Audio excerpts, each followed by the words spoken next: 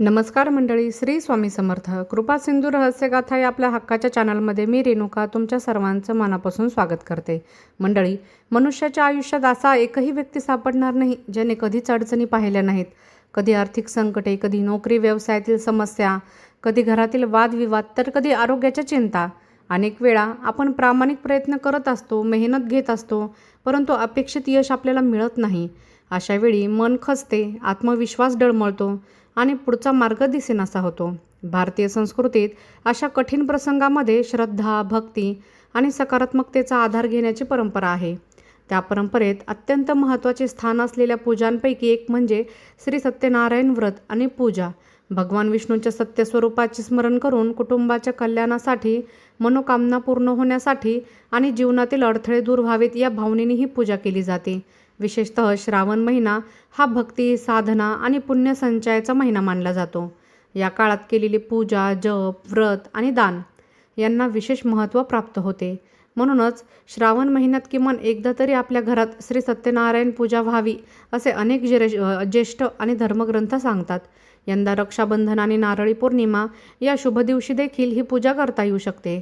आजच्या ह्या व्हिडिओमध्ये आपण श्री सत्यनारायण पूजेचं महत्त्व, त्याच्या मागील आध्यात्मिक भावना, पूजेची तयारी, पूजेची पद्धत आणि त्याचे लाभ अतिशय सोप्या, सरळ आणि शुद्ध मराठी भाषेत जाणून घेणार आहोत.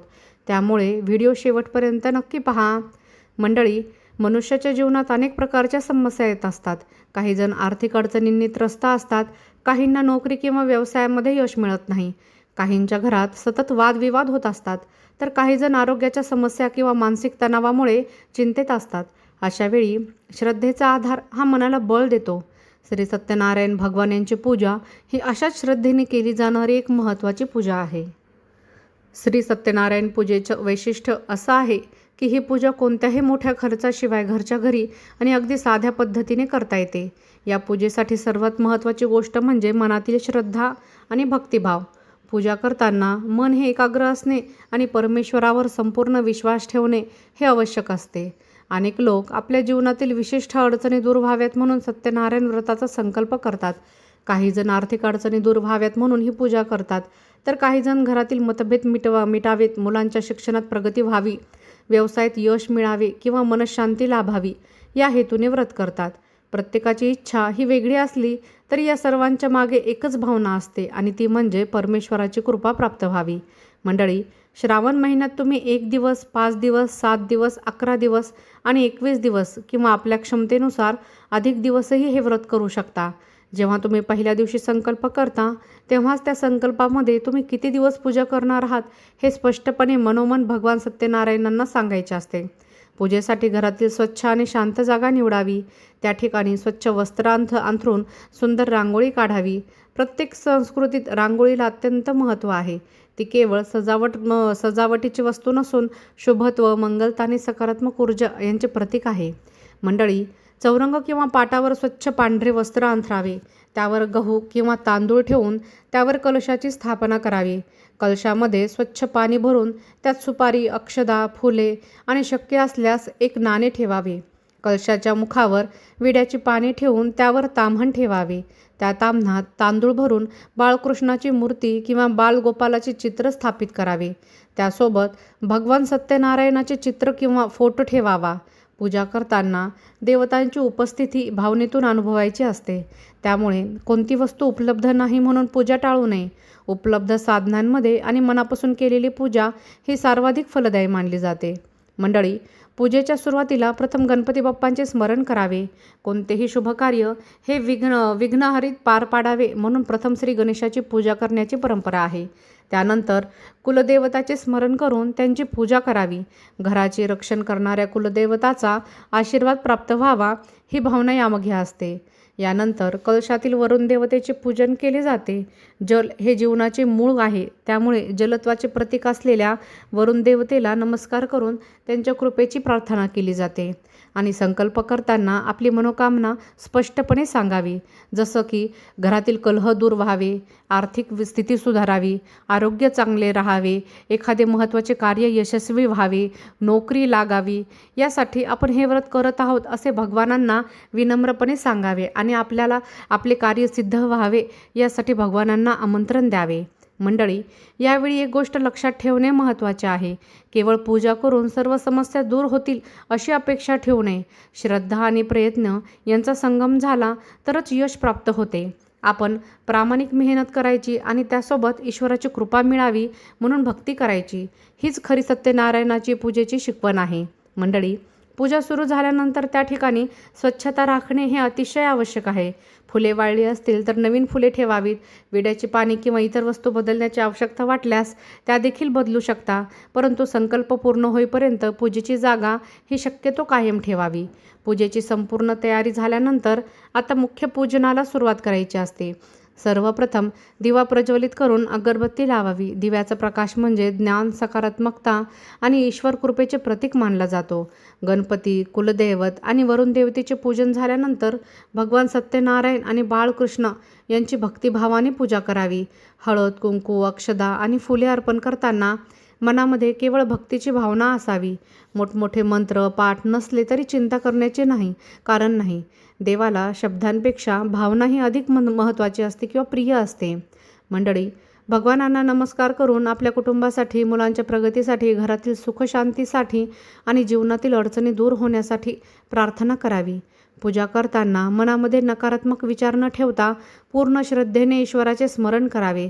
सत्यनारायण पूजेमध्ये नैवेद्याला विशेष महत्त्व दिले जाते, ते म्हणजे शिरा. पारंपरिक प्रसाद हा मानला जातो. साजूक तूप, रवा, साखर आणि सुकामेवा वापरून तयार केलेला शिरा हा भक्तिभावाने भगवानांना अर्पण करावा. नैवेद्य दाखवताना त्यावर तुळशीपत्र ठेवण्याची प्रथा आहे. नैवेद्य अर्पण झाल्यानंतर सत्यनारायणाची कथा वाचण्याची परंपरा देखील आहे. या कथेमध्ये सत्य, श्रद्धा, प्रामाणिकपणा आणि भक्तीचे महत्त्व सांगितले आहे.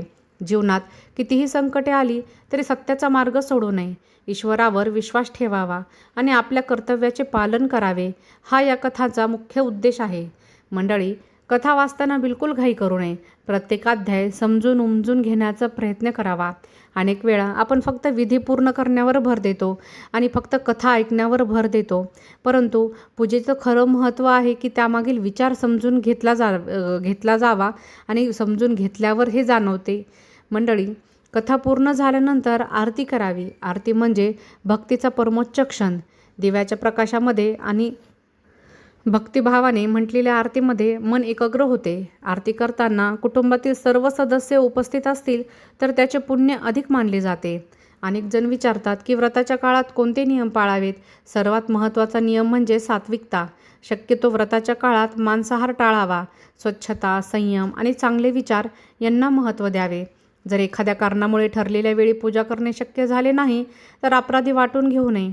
परिस्थितीनुसार वेळेत थोडाफार बदल झाला तरी भक्तिभाव कायम ठेवणे हे अधिक महत्त्वाचे असते. मंडळी, संकल्पाचे दिवस पूर्ण झाल्यानंतर पूजेचा समारोप करायचा असतो. त्या दिवशी नेहमीप्रमाणे पूजा, कथा आणि आरती करून भगवानांचे आभार मानावेत. आपल्या इच्छा पूर्ण झाल्या असतील किंवा अजून प्रतीक्षा असेल तरीही ईश्वराने दिलेल्या कृपेबद्दल कृतज्ञता व्यक्त करावी. पूजेमध्ये वापरलेली फुले आणि निर्माल्य हे योग्य प्रकारे विसर्जित करावे. झाडांच्या मुळाशी किंवा निर्माल्य संकलनासाठी असलेल्या ठिकाणी ते ठेवता येते. मंडळी, पूजेमध्ये वापरलेले गहू, तांदूळ किंवा इतर खाद्यपदार्थ हे घरातील सदस्यांनी प्रसाद म्हणून ग्रहण करावेत.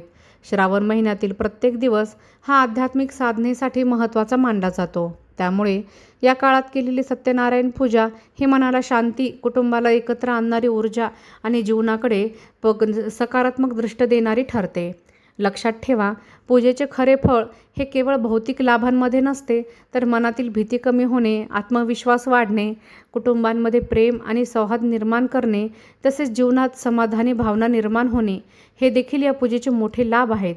मंडळी, आज आपण श्री सत्यनारायण पूजेचे महत्त्व, पूजेची तयारी, संकल्प, मुख्य पूजन, कथा, आरती आणि पूजेचा समारोप याविषयी सविस्तर माहिती जाणून घेतली.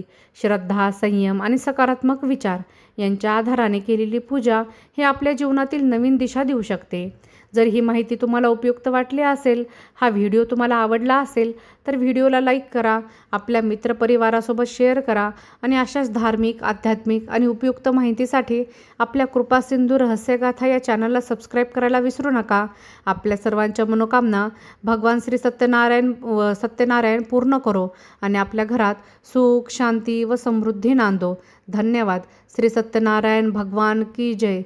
श्री स्वामी समर्थ. जय जय स्वामी समर्थ.